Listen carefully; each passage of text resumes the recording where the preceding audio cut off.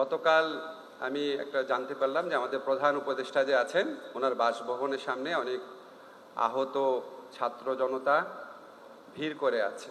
তারা তাদের কথা জানাতে চায় প্রধান উপদেষ্টাকে। তা আমি ওখানে গেলাম, যাওয়ার পর তাদের কয়েকজন প্রতিনিধিকে নিয়ে আমাদের প্রধান উপদেষ্টা ডক্টর মোহাম্মদ ইউনূসের সাথে বসলাম। বসার পর ওখানে ঘণ্টাখানেক ছিলাম। তো তারা বর্ণনা করছিল কি ঘটেছিল সেদিন। তারা প্রত্যেকে হুইল চেয়ারে ছিল, একটা ছোট বাচ্চাও ছিল। একজন পায়ের কাপড় তুলে দেখালো যে হাঁটুর কাছে গভীর কালো চিহ্ন আর কি।